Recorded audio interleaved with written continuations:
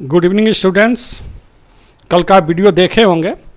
उस वीडियो में हम लोग देखे थे कि कुछ ऐसे फिजिकल क्वांटिटीज होती हैं जिनको कि रिप्रेजेंट करने के लिए मैग्नीट्यूड के साथ साथ डायरेक्शन की भी ज़रूरत होती है, और उस फिजिकल क्वांटिटी का नाम वेक्टर्स रखा गया। तो मान लीजिए हमको कुछ फिजिकल क्वांटिटी दिया हुआ है, जैसे 3 न्यूटन का एक फोर्स है, F1 जिसको हम बोल रहे हैं 3 न्यूटन का है, and this is along east. और दूसरा फोर्स है, जैसे कल हम ये भी बताए हुए थे कि कन्वेंशनल एक डायरेक्शन होता है, इसको जरूर आप बना लेंगे। जैसे ही आप क्वेश्चन वेक्टर्स का सॉल्व करना शुरू करते हैं, आप एक कन्वेंशनल डायरेक्शन बनाते हैं। इसको इस डायरेक्शन का इसको हम ईस्ट बोलते हैं, इसको वेस्ट बोलते हैं, इसको नॉर्थ बोलते हैं और इसको साउथ बोलते हैं। तो हमारे पास फोर्स दिया हुआ है, एक फोर्स है F1 3 न्यूटन का, दूसरा फोर्स है मान लीजिए 4 न्यूटन का फोर्स है, और वो नॉर्थ ईस्ट डायरेक्शन में है। वो फोर्स किधर है? नॉर्थ ईस्ट डायरेक्शन में है, 4 न्यूटन का फोर्स है। हम ये आपसे पूछ रहे हैं कि दोनों का रिजल्टेंट कितना होगा, दोनों का यदि हम एडिशन करेंगे तो कितना वैल्यू आएगा इसका। यदि इसमें डायरेक्शन नहीं होता, केवल मैग्नीट्यूड रहता, तब तो सिंपली आप कह देते कि 4 न्यूटन और 3 न्यूटन 7 न्यूटन होगा। लेकिन यहाँ केवल मैग्नीट्यूड का एडिशन नहीं करना है, बल्कि मैग्नीट्यूड के साथ साथ डायरेक्शन का भी एडिशन करना है। तो ऐसे वेक्टर्स के एडिशन के लिए कुछ नियम हैं, कुछ लॉज बने हुए हैं, उसके विषय में हम लोग आज डिस्कस करेंगे। तो फर्स्ट लॉ है triangular law of vector addition. तो triangular law of vector addition, triangular law of vector addition, ये हम आज पढ़ेंगे। Triangular law of vector addition, मान लीजिए हमको 2 वेक्टर दिया हुआ है, वेक्टर P है एक और एक वेक्टर Q है। तो इसका यदि रिजल्टेंट जानना हो तो इसका रिजल्टेंट क्या होता है, हम इसका रिजल्टेंट जानने के लिए एक ट्रेंगल ड्रॉ करते हैं, और वो इस ट्रेंगल इस ढंग से ड्रॉ करते हैं कि उसके 2 side taken in same order represents the 2 vectors. एक साइड ये हो गया OA, और दूसरा साइड वेक्टर Q हो गया AB। ट्रेंगल के 2 साइड, एक OA और एक AB, ये जो दोनों साइड्स हैं ये वेक्टर P और वेक्टर Q को कंप्लीटली रिप्रेजेंट कर रहे हैं। कंप्लीटली कहने का मतलब ये मैग्नीट्यूड में और डायरेक्शन दोनों बता रहे हैं। ये OA वेक्टर P का मैग्नीट्यूड और डायरेक्शन बता रहा है, और AB आप वेक्टर Q का मैग्नीट्यूड और डायरेक्शन बता रहा है। और ये जो साइड हम लिए हुए हैं, ट्रेंगल का जो साइड लिए हुए हैं OA और AB, उसका ऑर्डर सेम है। तो इसका जो थर्ड साइड होगा, ट्रेंगल का जो थर्ड साइड है, that will represent the resultant taken in opposite order. देखिए ऑर्डर की जब बात करें तो OA AB, अब थर्ड साइड का ऑर्डर ये होना चाहिए था।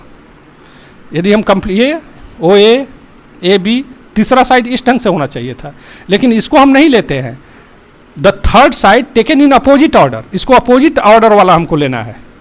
This third side taken in opposite order will represent the resultant of the vectors P and Q। इसको थोड़ा सा और डिटेल्स में आप देख लीजिए, इस स्टेटमेंट को लिख लीजिए। अभी जो हम ये लिखवाए हुए हैं इस स्टेटमेंट को आप लिखिए, क्योंकि ये स्टेटमेंट आता है, आपको याद भी रखना होगा।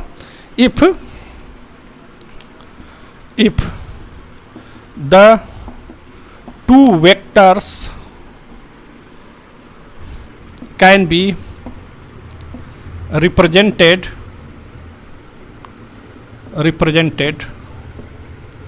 in magnitude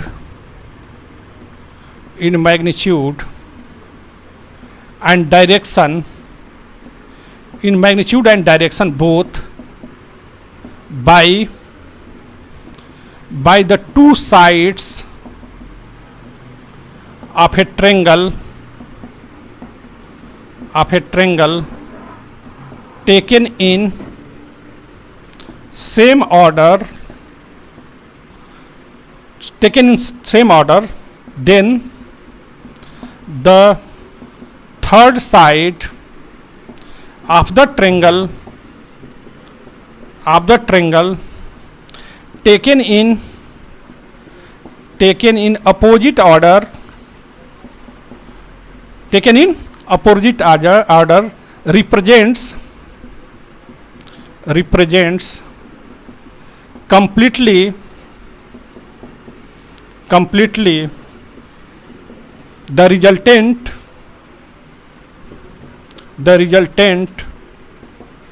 of the two vectors, जो दोनों वेक्टर्स दिए हुए थे उसके रिजल्टेंट को बताएगा। रिजल्टेंट कौन बताएगा भाई? थर्ड साइड रिजल्टेंट बता रहा है। और थर्ड साइड कैसा होना चाहिए? टेकन इन अपोजिट ऑर्डर, जैसे कि हम अभी डिस्कस किए थे, टेकन इन अपोजिट ऑर्डर। तो कोई भी ट्रेंगल है, उसका दो साइड यदि दो वेक्टर को बता रहा है तो तीसरा साइड क्या बताएगा बच्चों? उसका रिजल्टेंट को बताएगा। चलिए और थोड़ा इसको डिटेल्स में देखिए। मान लीजिए दो वेक्टर हैं P और Q और उनके बीच का एंगल अल्फा है और वो किसी ट्रेंगल से रिप्रेजेंट किए जा रहे हैं।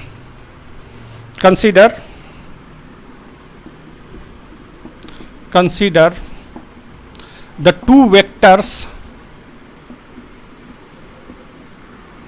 P and Q are represented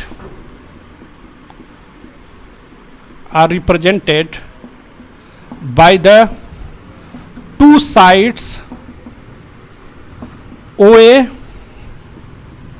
and AB of a triangle OAB। अब देखिए इस बात को, इसको आप थोड़ा सा नोट कर लीजिए। मान लीजिए हमको कोई ट्रेंगल दिया हुआ है OAB, कोई भी ट्रेंगल हमको दिया हुआ है OAB। इस पहले स्टेटमेंट को आप लिख लीजिए।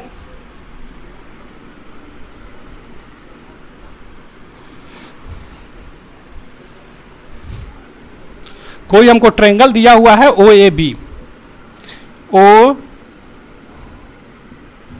OAB, ये ट्रेंगल दिया हुआ है OAB।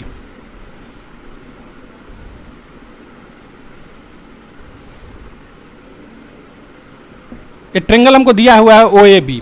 OA किसको रिप्रेजेंट कर रहा है भाई? OA वेक्टर P को रिप्रेजेंट कर रहा है और AB किसको रिप्रेजेंट कर रहा है? वेक्टर Q को रिप्रेजेंट कर रहा है, कंप्लीटली रिप्रेजेंट कर रहे हैं। Then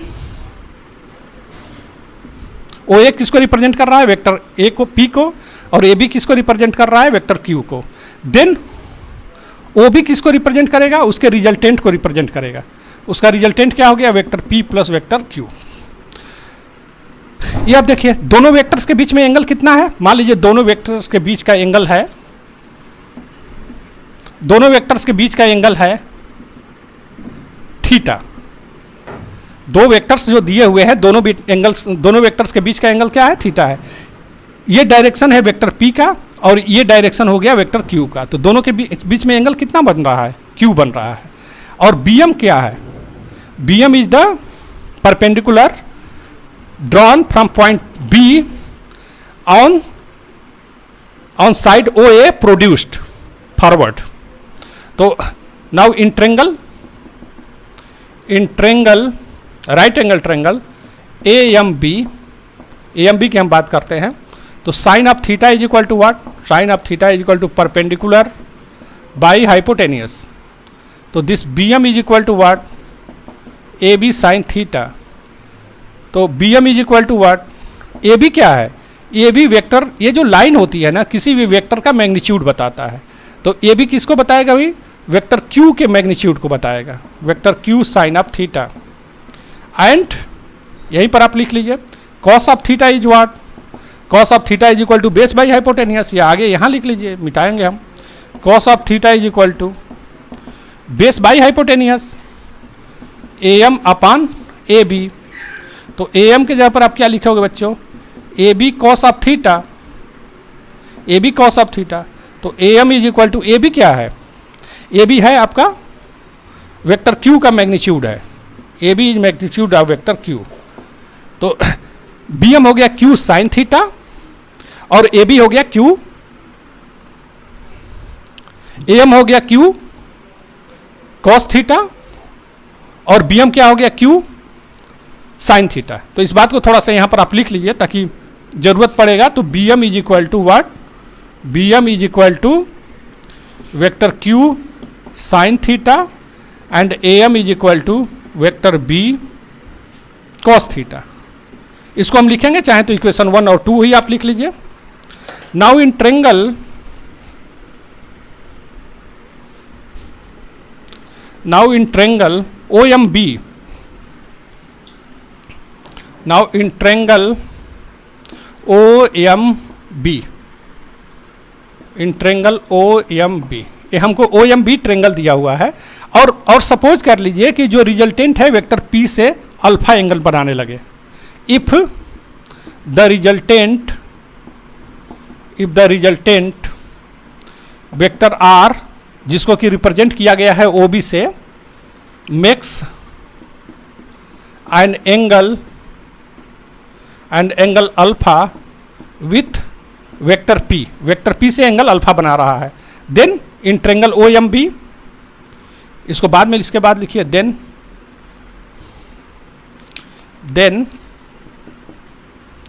in triangle O M B, triangle O M B में आप क्या लिखेंगे, O B square is equal to O M square plus M B square, ऐसा हम लिख सकते हैं। ओके, नाउ और थोड़ा आगे बढ़ाइए इसको। O B square is equal to O M को क्या लिखोगे बच्चों, ओ एम को लिखोगे O A plus A M whole square, और एम बी को रहने दीजिए, M B square. Now O B square, O B is what, ये जो भी डिस्टेंस होता है वो किसी वेक्टर के मैग्नीट्यूड को बताएगा। तो ओ बी क्या है, वेक्टर आर है रिजल्टेंट, उसका मैग्नीट्यूड हो गया।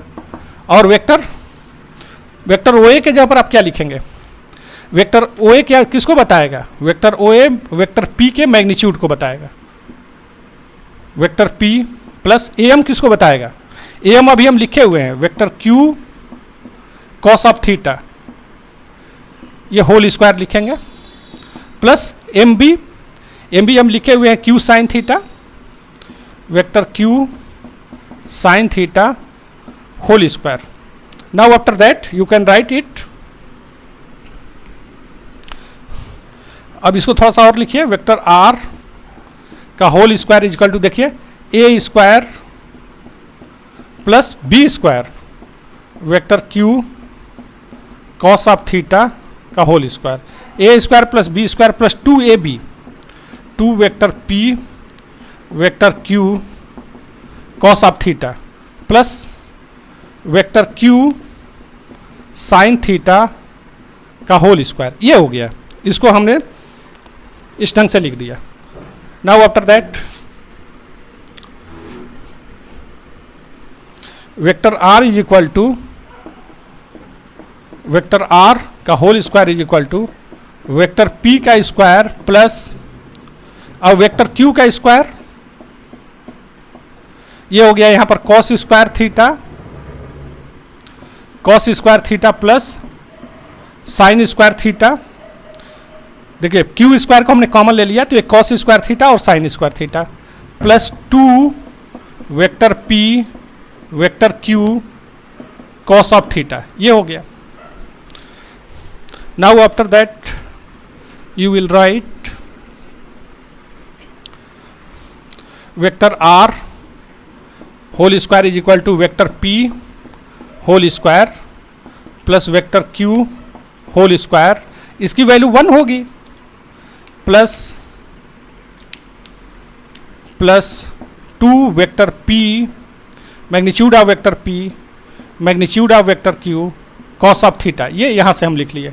तो now vector r is equal to what, vector r is equal to magnitude of vector r is equal to what, square था हम अंडर रूट ले लेंगे, तो vector p square vector q square plus 2 vector p vector q cos of theta, ये resultant हो गया। हमारे पास 2 vector दिया हुआ था p और q, उसके रिजल्टेंट को कैसे रिप्रेजेंट करेंगे बच्चों, under root p square plus q square plus 2pq cos of theta.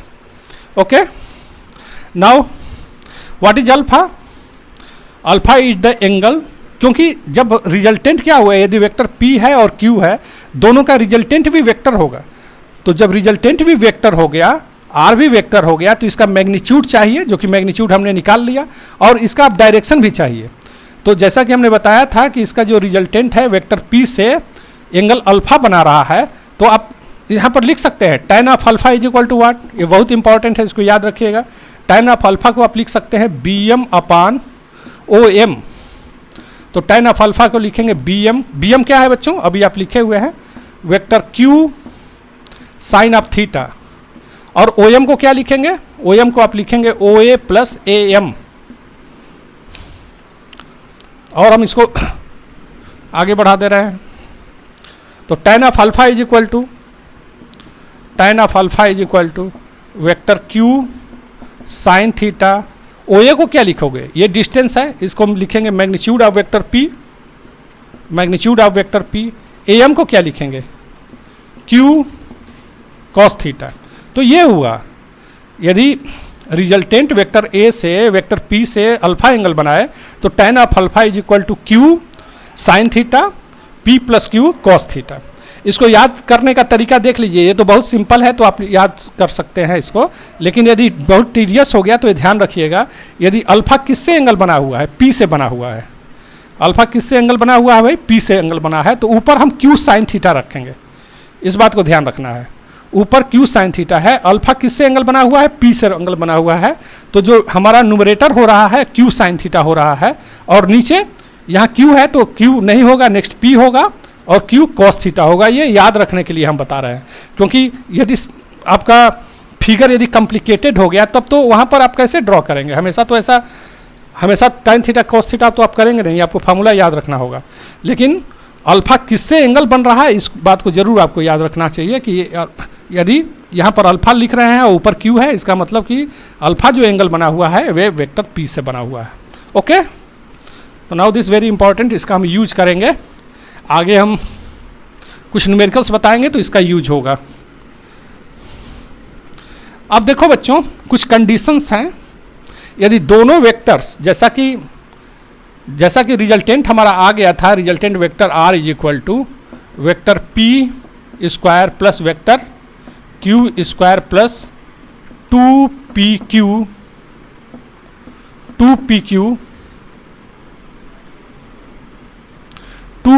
cos of theta, ये रिजल्टेंट आया था।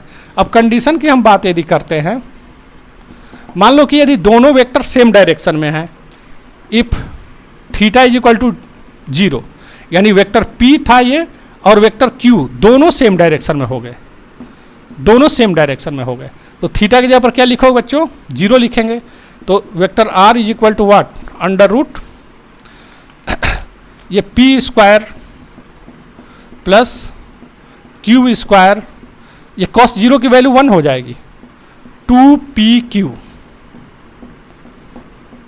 p square plus q square plus 2pq, क्योंकि cos 0 की वैल्यू 1 हो गया।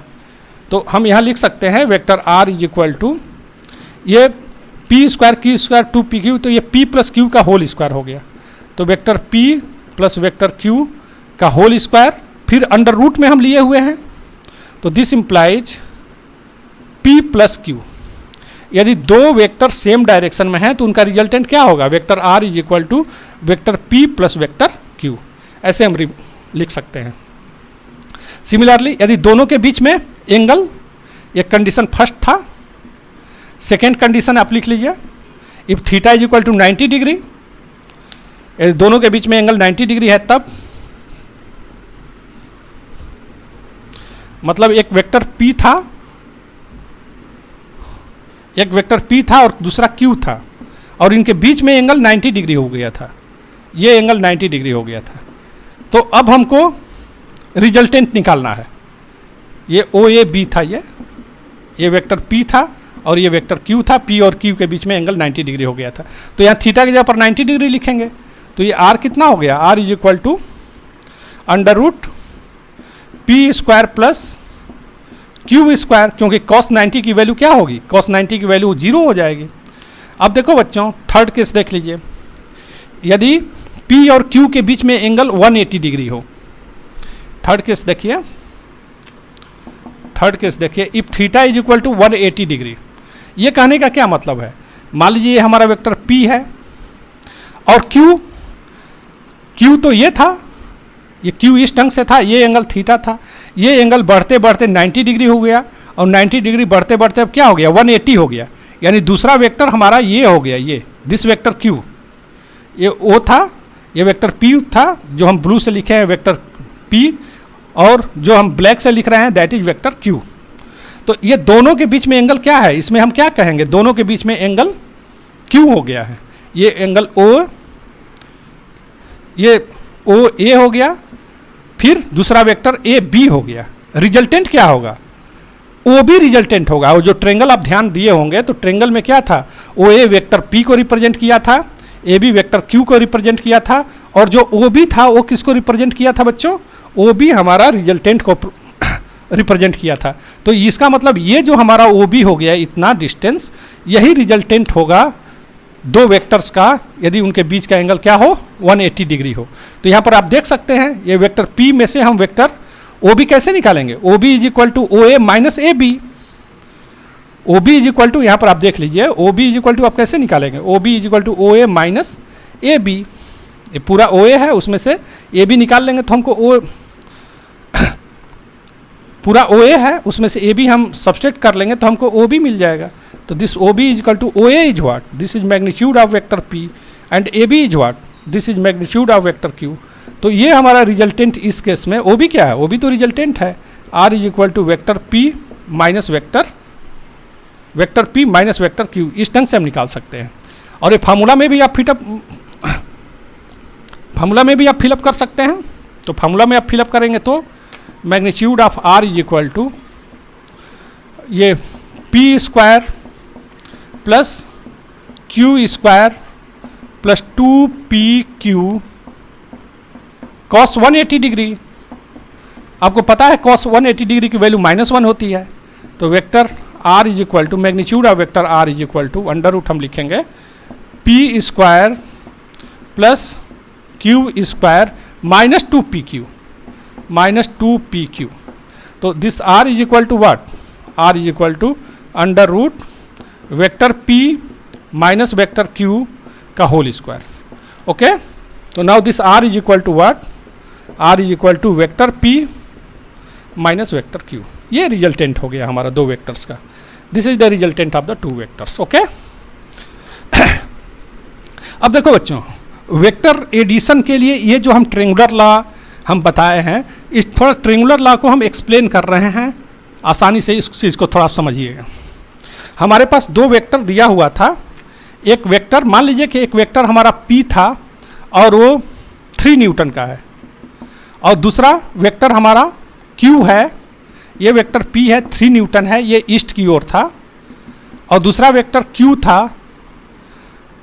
था, हम कहीं इधर लिख रहे हैं q को, दूसरा वेक्टर q था, ये 4 न्यूटन का था, q 4 न्यूटन का था, वेक्टर q ये 4 न्यूटन का था, और ये नॉर्थ ईस्ट डायरेक्शन में था।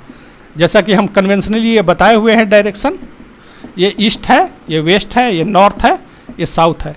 तो ये वेक्टर हमारा ईस्ट के डायरेक्शन में है और ये दूसरा नॉर्थ ईस्ट डायरेक्शन में है। अब देखिए, इसका रिजल्टेंट जानने के लिए एक चीज़ थोड़ा ध्यान दीजिए, कैसे हम इसका रिजल्टेंट निकालते हैं। सुनो, देखो, ये 3 न्यूटन है, तो हम कोई एक स्केल चूज कर लेते हैं। मान लीजिए 1 centimetre is equal to 1 newton. तो 3 न्यूटन के लिए हम 3 सेंटीमीटर की कोई लाइन ड्रॉ कर लेंगे, 1 2 3 एलॉन्ग डायरेक्शन, ये ईस्ट की ओर डायरेक्शन हमने ले लिया। ये हमारा वेक्टर ओ ए हो गया। अब देखो बच्चों, दूसरा वेक्टर आप क्यू ले लीजिए। क्यू क्या है, 4 सेंटीमीटर है। तो 1 न्यूटन के लिए आप 1 सेंटीमीटर लिए, 3 न्यूटन के लिए 3 सेंटीमीटर, तो 4 न्यूटन के लिए 4 सेंटीमीटर की एक दूसरी लाइन आप लेंगे। किस डायरेक्शन में, नॉर्थ ईस्ट डायरेक्शन में। यदि क्वेश्चन कह रहा है कि दोनों के बीच का एंगल 45 डिग्री है, तो इस एंगल को आप 45 डिग्री बना लीजिएगा। अब देखिए, पहले इसको टेल बोलते हैं और इसको हेड बोलते हैं। तो पहले के टेल और लास्ट वाले के हेड को आप ज्वाइन कर लीजिए। पहले के टेल और दूसरे के लास्ट वाले का हेड, दोनों को हम ज्वाइन करते हैं, तो this vector represents the resultant of the 2 vectors. Okay, यदि हमको 2 वेक्टर दिया हुआ है, ट्रेंगुलर लॉ तो ठीक है, ये भी तो ट्रेंगुलर लॉ ही हो गया। अब 2 वेक्टर हमको p और q दिया हुआ था, तो हमने ड्रॉ किया, वेक्टर p को हमने ड्रॉ किया स्केल चूज करके। जैसे 3 न्यूटन है तो हमने मान लिया 1 सेंटीमीटर इक्वल टू 1 न्यूटन। दूसरा 4 न्यूटन है तो 4 सेंटीमीटर का हमने लाइन ड्रॉ किया, यहाँ 3 सेंटीमीटर का लाइन ड्रॉ किया, यहाँ 4 सेंटीमीटर का हमने लाइन ड्रॉ किया। आप ड्रॉ करिएगा, आप इसको ड्रॉ करना है आपको। 3 सेंटीमीटर का लाइन ड्रॉ करेंगे, 4 सेंटीमीटर का लाइन ड्रॉ करेंगे, और दोनों के बीच में एंगल क्या है 45 डिग्री। आप 45 डिग्री का एंगल भी बनाइएगा, प्रोटेक्टर से 45 डिग्री एंगल बना लीजिएगा।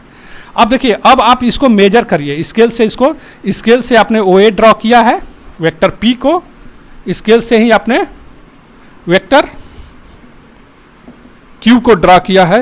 ये वेक्टर P था, ये वेक्टर Q था 4 सेंटीमीटर का। अब स्केल से, उसी स्केल से इस रिजल्टेंट को ड्रॉ करिए और देखिए कि कितना सेंटीमीटर आ रहा है। तो मान लीजिए ये आ गया 6 सेंटीमीटर। सपोज हम ऐसा नहीं कह रहे हैं कि 6 सेंटीमीटर ही होगा, मान लीजिए 6 सेंटीमीटर हो गया। इसका मतलब कि रिजल्टेंट जो होगा वो कितने न्यूटन का हो गया भाई, 6 न्यूटन का हो गया। और यहाँ पर रिजल्टेंट कितना एंगल बनाएगा उसको भी आप प्रोटेक्टर के हेल्प से मेजर कर सकते हैं। तो ये थोड़ा, ये क्वेश्चन को आप, ये आपका होमवर्क हो गया, ये होमवर्क हो गया। जा करके इसको देखिए, एक्सपेरिमेंटली जा करके देखिए कि ऐसा कितना आ रहा है वैल्यू। OB लेंथ को आप मेजर करिए और देखिए कितना आ रहा है, 6 आ रहा है, 6.5 आ रहा है, कितना आ रहा है। और इस एंगल को भी मेजर करिए। और जब ये दोनों चीज़ मेजर कर लीजिएगा तब जो हम फार्मूला दिए हुए हैं उससे वेरीफाई आप करिएगा, क्योंकि हमने दिया ना vector P² plus vector Q² plus 2PQ cos of theta, theta की जगह पर कॉस 45 डिग्री। इसमें ये वैल्यू पुटअप करके आप वेरीफाई करिएगा। वहाँ tan अल्फा जो दिए हुए थे वहाँ से भी वैल्यू निकालिएगा, Q sin alpha upon P plus Q cos alpha. Okay, यहाँ से वैल्यू निकाल करके आप वेरीफाई करके अल्फा की वैल्यू निकालिएगा और देखिएगा कि वैल्यू करेक्ट आ रहा है कि नहीं। ओके, हाँ, दोनों वेक्टर को कैसे ऐड करते हैं भाई, सबसे पहले हम वेक्टर A ले लिए और पहले वाले के हेड से दूसरा वेक्टर हम स्टार्ट करते हैं विथ एंगल, फिर पहले के टेल और लास्ट वाले के हेड को बताते हैं, ज्वाइन करते हैं, तो वही हमको रिजल्टेंट देता है। ओके, ये आपका होमवर्क है। आप इसको स्केल लीजिए, प्रोटेक्टर लीजिए, स्केल और प्रोटेक्टर के हेल्प से इसको आप सॉल्व करिएगा। Okay, thank you.